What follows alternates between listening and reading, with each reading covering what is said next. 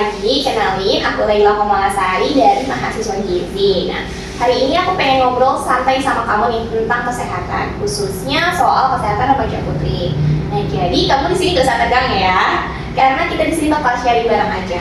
Oh iya, sebelumnya dengan siapa namanya? Pagi Kak, kenalin nama aku Liza. Oke Liza, gimana kabarnya akhir-akhir ini? Alhamdulillah baik sih Kak, cuma akhir-akhir ini aku sering ngerasa capek, gampang lelah, terus kadang sering ngerasa pusing juga.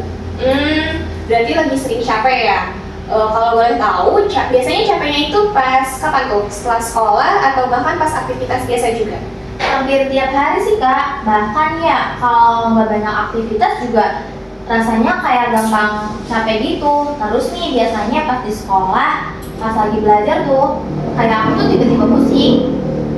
Oke, jadi kamu sering capek dan pusing ya? Kalau sehari-hari, biasanya kamu sarapan nggak sebelum ke sekolah? Jujur, aku tuh sering banget nggak sarapan sih Kak, soalnya aku berangkatnya buru-buru. Baik, oke. Berarti sering nggak sarapan ya? Nah, kalau misalkan untuk makan siang dan malamnya, biasanya gimana tuh? Kalau makan siang sih kadang ya aku beli mie instan atau gorengan gitu. Nah malamnya kalau misalkan aku masih lapar, aku baru makan nasi sama lauk seadanya. Oke. Berarti kalau makanan juga masih belum teratur ya. Nah, terus misalkan kamu kalau minum suka minum apa biasanya? Air putih atau lebih sering teh, kopi atau mungkin minuman manis? Aku suka banget teh Kak. Bahkan hampir tiap hari nih kalau habis makan aku biasanya minum teh. Oke. Nah, aku udah mulai kebayang nih, kenapa kamu gampang capek. Nah, jadi sebenarnya rasa capek dan pusing itu kan bisa jadi tanda anemia ya. Nah, anemia itu emang banyak banget dialami oleh remaja putri kayak kamu ini. Nah, jadi secara sederhananya itu anemia itu kondisi ketika darah kita nih kekurangan hemoglobin. Nah, hemoglobin itu adalah zat nih yang fungsinya membawa oksigen ke seluruh tubuh. Nah, jadi kalau misalkan oksigen kita kurang, otomatis badan kita juga gampang capek, lesu, mungkin bahkan konsentrasi belajar juga bisa menurun. Nah, kenapa sih misalkan remaja putri itu atau remaja kayak kamu tuh rentan nih terkena anemia? Nah, jadi ada beberapa alasannya. Yang pertama karena kan remaja putri tiap bulan mengalami menstruasi ya. Nah, jadi ketika ada darah yang keluar, otomatis zat besi juga ikut berkurang. Lalu yang kedua, kan remaja lagi masa pertumbuhan ya. Nah, jadi kebutuhan zat besinya juga pasti lebih tinggi.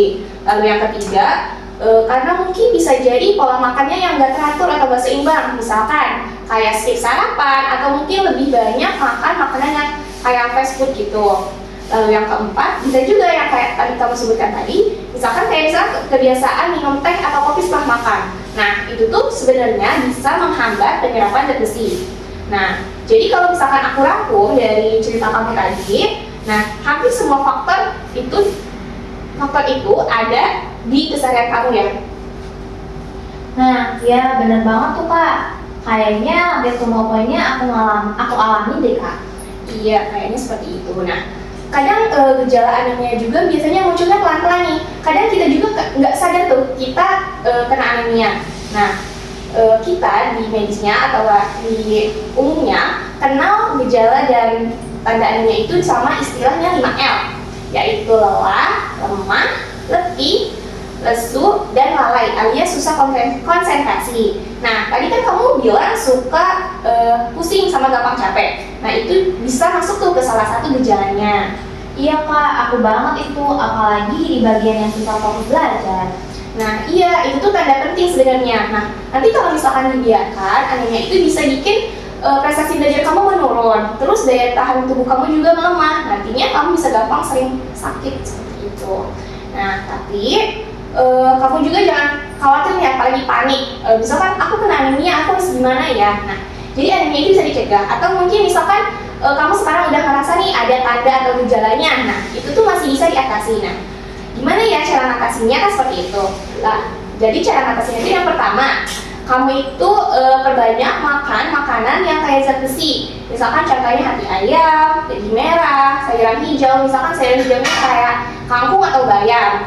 Lalu bisa juga nih ditambahin buah yang kaya vitamin C. Misalkan kayak jeruk atau jambu. Nah, kenapa kita harus ditambah kayak buat makanan kaya vitamin C itu supaya zat besi yang ada dalam tubuh kamu itu jadi lebih gampang terserap seperti itu. Lalu bisa juga kamu dengan kurangi minum teh atau kopinya setelah makan. Nah, lebih baik minum diganti dengan air putih seperti itu. Nah, terus ada juga program nih dari pemerintah, yaitu minum tablet tambah darah setiap seminggu sekali. Atau misalkan kamu lagi menstruasi, nah itu minumnya itu harus sehari sekali seperti itu. Lalu yang terakhir, kamu juga bisa jaga pola tidurnya. Terus lakuin aktivitas fisik yang ringan-ringan aja, tapi rutin, misalkan kayak jogging atau senam kayak gitu. Kak, kalau tablet tambah darah tuh beneran harus diminum ya? Takutnya ada efek sampingnya gitu.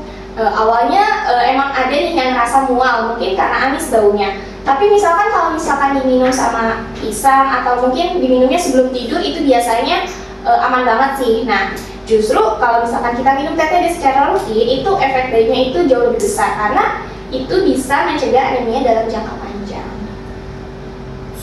Nah, oke. Dari semua solusi tadi nih, kira-kira kamu paling siap mulai dari yang mana dulu nih buat minggu ini? Mungkin aku bisa mulai dari sarapan dulu aja deh Kak, sama ngurangin minum teh setelah makan. Wah, itu bagus banget tuh. Itu langkah awal yang bagus sama penting banget. Nah, nanti misalkan kalau sudah terbiasa, baru nih kamu bisa ditambah dengan mengonsumsi TTD. Nah, jadi intinya perubahan kecil tapi konsisten itu jauh lebih baik nih daripada kamu sekarang tiba-tiba berubahnya banyak, tapi nanti di tengah jalan tiba-tiba berhenti atau nggak ngelakuin lagi. Itu kan nantinya sia-sia ya, seperti itu. Nah, oke, jadi hari ini kan kita udah ngobrol nih tentang anemia, kenapa remaja putri lebih rentan terkena anemia, gejala-gejalanya sama cara pencegahannya. Nah, tadi kamu juga udah pilih langkah awal yang mau kamu coba. Nah, nanti kalau misalkan kamu butuh diskusi lagi atau ada pertanyaan terkait makanan atau kesehatan, kamu bisa hubungin aku. Kapan aja nih, aku pasti siap bantu itu. Nah, yang penting kamu itu jangan nunggu sampai misalkan gejalanya itu parah baru kamu minta bantuan seperti itu. Semangat terus ya jaga kesehatannya, aku percaya kamu pasti bisa. Iya Kak, makasih banyak ya. Aku jadi lebih ngerti dan termotivasi nih buat jaga kesehatan aku. Oh iya, oke. Sebelum kita akhiri, ini aku punya leaflet tentang anemia pada remaja putri. Nah, di dalamnya itu ada ringkasan materi yang barusan kita bahas. Misalkan penyebabnya seperti apa, gejalanya, sampai cara pencegahannya seperti apa. Jadi nanti kalau kamu lupa-lupa, bisa dibaca lagi nih di rumah. Nah, kamu boleh simpan ini ya, supaya lebih mudah diingat dan bisa juga nih dibaca misalkan sama teman-teman kamu seperti itu. Terima kasih ya Kak, jadi lebih gampang deh aku mengingat materinya. Iya, sama-sama. Semoga membantu dan jangan lupa dipraktikkan juga ya. Iya.